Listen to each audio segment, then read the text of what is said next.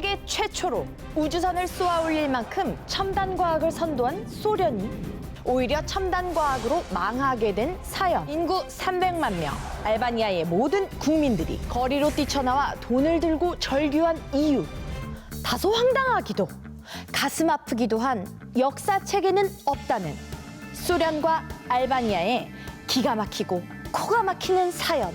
1957년 세계 최초로 인공위성을 쏘아 올리고 같은 해 세계 최초로 생명체를 우주로 보냈으며 1961년 미국보다 8년 앞서 유인 우주선 발사에 성공, 인류 최초의 우주인을 탄생시켰을 만큼 첨단 과학기술 보유국이었던 소련. 당시 소련은 이미 국민소득 1만 달러 시대를 열었고 특히 중화학공업은 대적할 나라가 없을 정도로 월등했죠. 그러다 보니 첨단 과학에 집중적으로 투자했고 우주 개발 분야에서 라이벌 미국보다 우위를 점했던 건데요. 잘 나가던 소련의 운명을 갈라놓은 것. 아이러니하게도 바로 그 우주 탐사였죠. 미국은 처음부터 지구와 가장 가까운 달, 그리고 약 8천만 킬로미터 떨어진 화성에 관심을 가진 반면 소련이 매료된 곳은 머큐리, 비너스, 마스. 비너스? 미의 여신? 이름부터 마음에 드는구만. 바로 금성이었죠. 태양계의 두 번째 행성으로 수성과 지구 사이에 위치한 금성. 당시 소련 서기장 브레즈네프는 금성이 미국 플로리다 같은 아열대 기후를 가졌을 거라고 생각했다는데요. 과학자들도 금성이 지구보다 태양에 더 가깝긴 하지만 대신 두꺼운 구름으로 덮여 있어 태양빛을 차단, 지구와 비슷한 환경일 거라며 브레즈네프의 의견에 동조했고 그래서 탄생한 것이 바로 베네라 프로젝트. 러시아어로 금성을 뜻하는 베네라. 금성이 진짜 플로리다 같은 기후 환경인지 그래서 인간이 정착할 수 있는지 알아보려 했던 이 프로젝트. 결과는요? 1961년 무인 탐사선인 베네라 1호가 발사됩니다.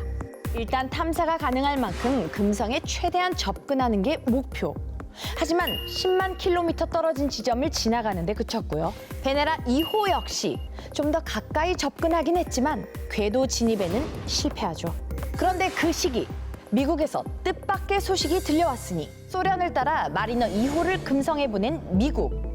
적외선으로 금성 표면 온도를 측정해 본 결과 예상과 달리 무려 400도나 되었다는 거죠. 미국은 금성 탐사를 바로 포기하고 달 탐사에 집중합니다. 그런데 소련은 400도? 우리가 금성을 포기하게 만들려고 미국이 거짓말하는 게 분명해. 당장 3호 발사! 또다시 금성으로 탐사선 발사.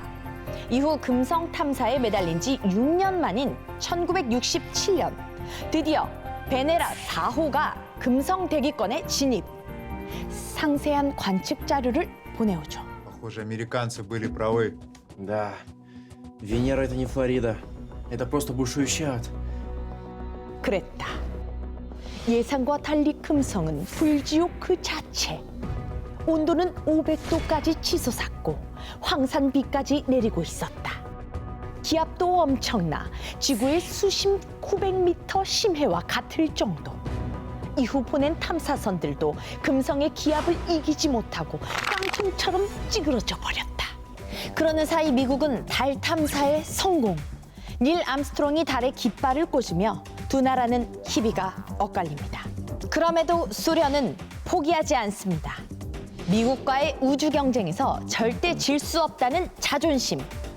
금성이 불지옥인 걸 알고도 계속 금성, 금성, 금성. 한편 알바니아에도 현실판 불지옥이 시작됩니다. 알바니아로 말할 것 같으면 그리스 바로 위에 위치한 인구 300만 명의 작은 나라.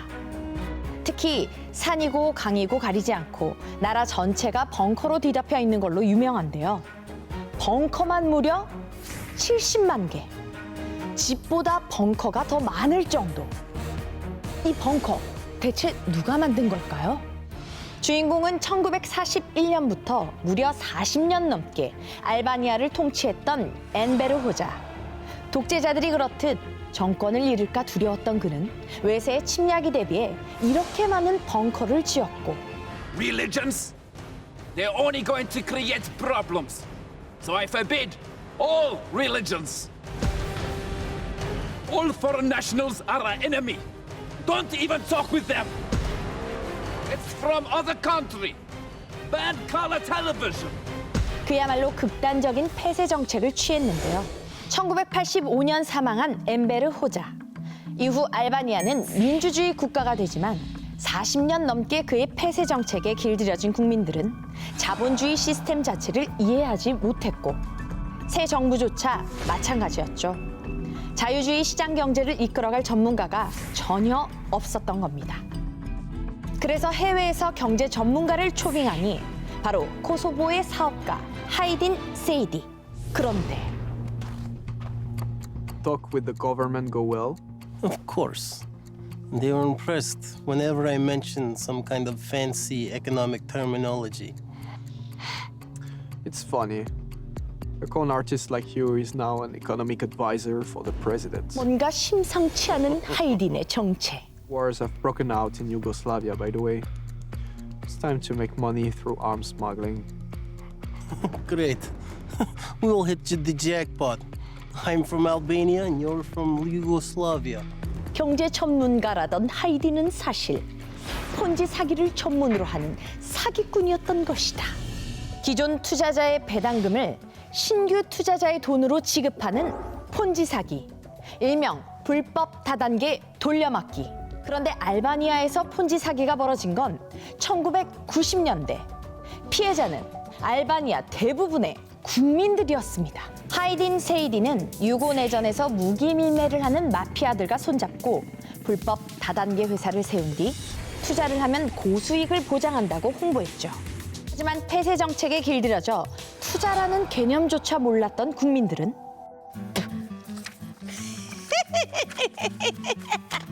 진짜 돈이 2배가 됐네? 돈 넣고 돈 먹게. 이 돈 다시 맡길게요. 꼬박꼬박 배당금이 나오자 점점 더 많은 돈을 맡기기 시작합니다. 이런 불법 다단계 회사는 금세 23곳으로 불어났고 1997년 초에는 알바니아 인구 중 무려 60%가 넘는 200만 명이 전 재산을 투자했을 정도. 더욱 기가 막힌 건 알바니아 정부 역시 불법 다단계 회사들과 결탁돼 있던 상태. 정식 승인 허가를 내주고 경제적 혜택까지 줬다는데요. 말 그대로 정경 유착. 와, 이거 대국민 사기극 아니에요? 이래서 살아있는 불지옥이라고 했구만. 와, 벌써 화가 난다. 그러던 1997년. The wars have ended in Yugoslavia. I think it's about time to move on. I'm done with Albania too. Most of the rich people have already invested their money in my firm. Our Swiss bank account is safe, right? Of course. 유고 내전이 끝나면서 무기 밀거래 수익이 사라지자 돌려막기에 한계가 온 회사들은 일제히 도주. 알바니아는 그야말로 지옥이 된다.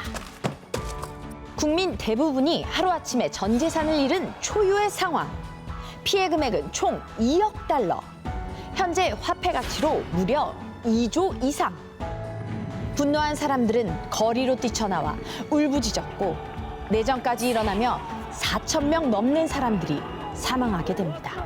이 희대의 사기 사건 때문에 알바니아는 지금도 유럽의 최빈국을 벗어나지 못하고 있죠. 그런데 소련도 금성 탐사 때문에 내리막길을 걷게 됐다고요? 금성이 불지옥인 걸 알고 나서도 소련의 서기장 브레즈네프의 집념은 계속됩니다. 기압 때문에 탐사선이 자꾸 찌그러지자 동체를 비싼 티타늄으로 만든 다음 탐사선을 계속 보낸 겁니다. 그렇게 1961년부터 1984년까지 23년간 금성에 16번이나 탐사선을 보내며 몇십 조나 되는 돈을 쏟아부은 소련. 결과는요? 짧은 영상, 사진 몇 장이 전부. 게다가 금성 사진을 훨씬 많이 촬영한 건 정작 소련이 아닌 미국이었다는 사실. 1974년 미국의 마리너 10호는 4,000장이 넘는 금성 사진을 찍었고 1989년에는 미국의 마젤란호가 그동안 두꺼운 구름에 가려져 있던 금성 표면까지 레이더로 촬영. 금성 지도를 99%까지 완성하게 되죠. 금성 탐사에 천문학적인 금액을 투자했던 소련은 이후 서방 세력의 경제 제재와 유가 하락, 미국과의 군비 경쟁 등이 맞물리며 연방 해체, 역사의 뒤안길로 사라지게 되는데요. 그야말로 아름다운 비너스, 금성이 저주를 몰고 오는 악마, 루시퍼가 된 거죠. 금성 이야기, 여기서 끝이 아닙니다. 최근 금성의 대기에서 생명 활동의 흔적으로 볼 수 있는 인화수소가 발견된 건데요. 러시아는 소련이 금성에 처음 탐사선을 보냈다며 소유권을 주장했다죠. 다른 나라들은 당연히 어이없다는 반응. 투자의 귀재 워렌 버핏은 이렇게 말했죠. 위험은 자신이 무엇을 하는지 모르는 데서 온다. 투자를 하려면 잘 알고 하라는 거죠.